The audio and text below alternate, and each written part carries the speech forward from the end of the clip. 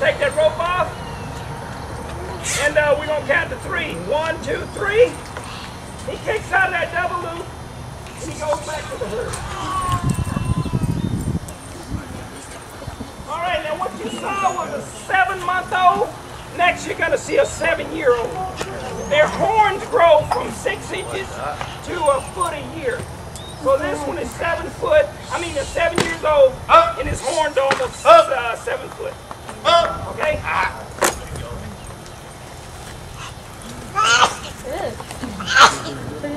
All right, get your cameras ready, because you're going to want to take pictures of this.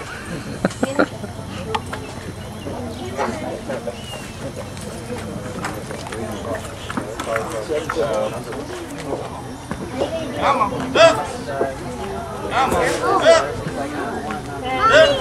Come on. All right, now this is a wild animal, so it's very dangerous. So hold Aiden back. Try this at home. Yeah. This here is what we call Tex. Full-blooded Texas Longhorn. Give or take 7 years old. 6.5, maybe 7 feet tip to tip for his horns right here. For the guys we have out in the pastures, they're not as calm or as gentle as how he is. They're wild and range-free, so they're very mean, very aggressive. We try to get this close to them without a bullwhip in hand or my horse nearby to get me out of danger, although he left me.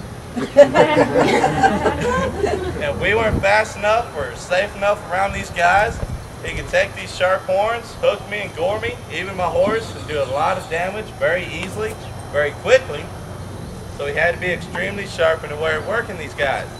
But also, if we were pushing him too hard in this little bitty pen and he didn't want to stick around and play, all he needs to do is use his long legs to go up and over at these fences, use this hard head of his to go right through our gates, and then wherever he desires. So we had to be careful on that. That's why we spoil him and keep a lot of feed in that pen to where he doesn't want to go anywhere but back to that pen. Learn the trick. Any questions? Uh-oh. All right, have you ever heard of Indiana Jones? Yep. All right, I'm going to pop this whip. It's going to be loud for the little ones, okay? And I'm going to tell you why it was invented. All right, this was invented by the Spaniards in the 1800s. It was used to scare the longhorns. Whenever they start stampeding, they would ride to the front of the herd, pull their revolvers, and shoot them, but they used too many bullets like that. So they ride to the front of the herd, crack this whip a couple times, make them go to the left or make them go to the right. It will stop them from stampeding. Now what's making that sound is this little popper right here. It's traveling faster than the speed of sound. When I jerk it back, it's breaking the sound barrier. All right, I'd like to invite you guys over to what we're doing today. See that little shed right there? What you're gonna do is walk down behind the tree, come between the two barns. All right, Mr. Larry, Cowboy Larry's going to tell us about the dipping bag. Come on. It's too close.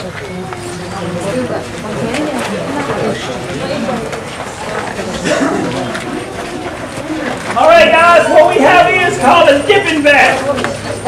This came about in 1906. In 1867, when Texas used to drive the cows to Kansas, the Texas cows had a little tick on them. But the Texas Cowboys didn't know that. They drove them from here to Kansas. It took 3 months to get up there, 30 cowboys to drive about 3,000 head of cows. But when they drove them up there, other cowboys from Colorado, Wyoming, and Kansas would take their cows to Kansas. So when we mixed our cows with their cows, the colder activated cows, our cows killed 7 out of 10 of their cows. So they said Texas had a problem. And what they're going to have to do is start dipping the cows. So they passed a law. Every Texas rancher is going to have to dip their cow. And this is what they came up with. They dug a hole 10 foot deep, starting right here. It's 5 foot wide, 35 foot long. Now the cows would walk in on these slip boards right here, lose their front feet, some of them start swimming out. The next one comes in, he loses front feet, he panics and jumps with his back feet, and he jumps all the way out to here. Now the cow that was in front, he jumped on top of them. They both go down, but they both pop right back up. You know why they pop right back up? Because the cow have 4 stomachs. And in those 4 stomachs, they have air and gas, just like a floating device. They start swimming from right here all the way out to here. This is where the stairs start. There's 11 of them. How do I know? We're going to have to clean this out next week. Now, back in 1906, the only thing they could put in here to kill those ticks was arsenic. Y'all know what arsenic is? Okay, arsenic was a very bad poison that they used to kill rats.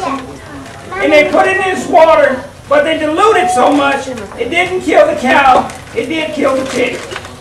They also used creosote, and they used early forms of DDT. These were all bad chemicals, especially back then. Because when they built these, they didn't have this concrete.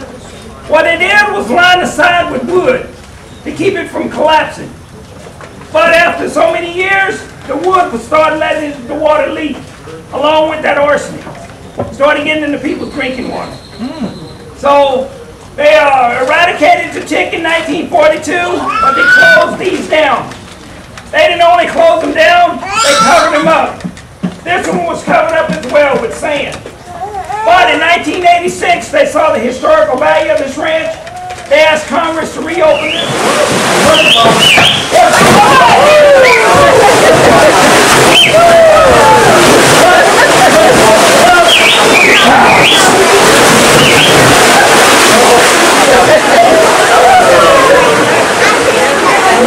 Alright, and what you saw was 8,500 pounders. Just think if you had 200 to 300 a day like Tex. This was the first thing that opened in the morning and the last thing that closed. Thank you guys for coming out to the ranch. We appreciate it. Yeah.